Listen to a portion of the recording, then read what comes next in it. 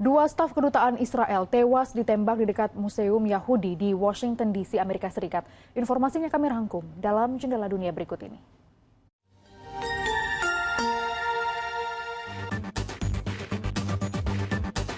Dua staf kedutaan besar Israel di Washington DC, yakni Yaron Lisinski dan Sarah Milgrim, tewas ditembak saat meninggalkan sebuah acara di Museum Yahudi Capitol pada Rabu malam.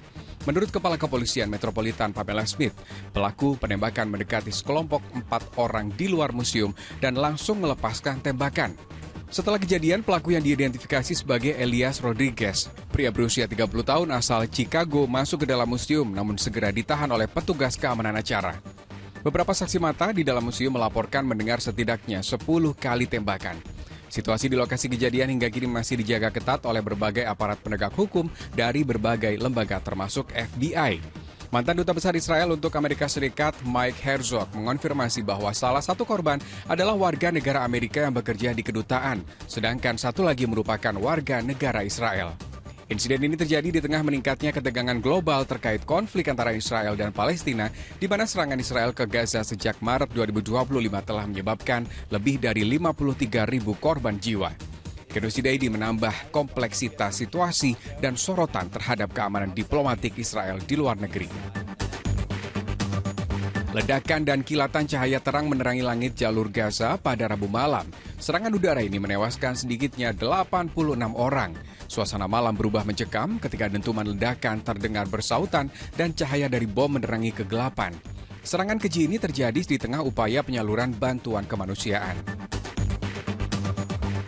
Truk bantuan kemanusiaan memasuki Gaza lewat perbatasan Kerem Shalom. Puluhan truk bermuatan bantuan kemanusiaan terlihat melintasi perbatasan Kerem Shalom menuju jalur Gaza pada Kamis pagi. Truk-truk menjalani pemeriksaan ketat oleh otoritas Israel sebelum diizinkan melintas dan proses pembongkaran muatan dilakukan secara bertahap. Pada Rabu, Israel melaporkan telah mengizinkan masuknya 100 truk bantuan ke Gaza. Namun, PBB menekankan bahwa penyaluran lebih lanjut masih sulit dilakukan karena situasi keamanan yang tidak menentu. Sementara itu, Perdana Menteri Israel Benjamin Netanyahu mengatakan bahwa Israel tengah mempersiapkan sistem distribusi bantuan yang baru, termasuk rencana pembentukan zona steril yang diklaim akan bebas dari pengaruh Hamas. Meski bantuan kemanusiaan terbatas sudah dibuka, namun warga Palestina di Khan Younis, termasuk anak-anak, terlihat berebut bantuan logistik pada hari Kamis. Bantuan tersebut tidak berasal dari pengiriman resmi kemanusiaan yang masuk sehari sebelumnya, melainkan dari sumber lokal yang terbatas. Anak-anak tampak membawa panci besar dan antrean warga terlihat mengular sambil membawa wadah makanan.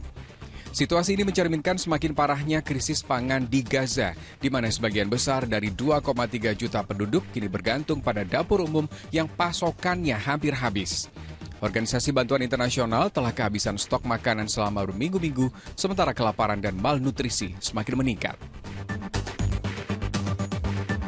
Menurut Kementerian Kesehatan Gaza, yang tidak membedakan antara warga sipil dan kombatan, lebih dari 53.000 warga Palestina mayoritas perempuan dan anak-anak telah tewas akibat agresi Israel. Konflik ini juga telah menyebabkan 90% penduduk Gaza mengungsi dan menghancurkan sebagian besar infrastruktur kota, memicu krisis kemanusiaan besar-besaran yang belum menunjukkan tanda mereda.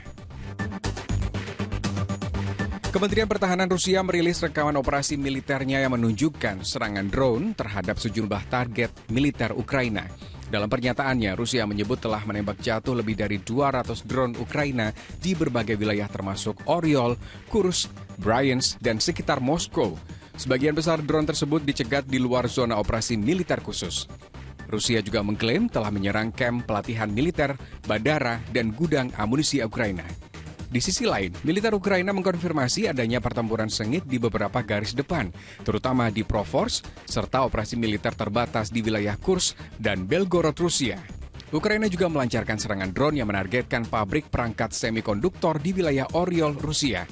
Di tengah intensitas konflik yang terus meningkat, juru bicara Kremlin Dmitry Peskov mengatakan bahwa pembahasan perjanjian damai antara Rusia dan Ukraina terus berlangsung secara aktif. Dua astronot dari misi Shenzhou 20 milik Tiongkok berhasil menyelesaikan aktivitas luar angkasa spacewalk pertama mereka pada Kamis dari stasiun luar angkasa Tiangong. Menurut Badan Antariksa Berawak Tiongkok CMSA, astronot Chen Dong dan Chen Zhongrui menyelesaikan kegiatan tersebut pada pukul 16.49 waktu Beijing setelah bekerja selama 8 jam di luar kabin. Ini menjadi spacewalk pertama bagi Chen Zhongrui dan yang kedua bagi Chen Dong yang sebelumnya terlibat dalam misi Shenzhou 11 dan Shenzhou 14.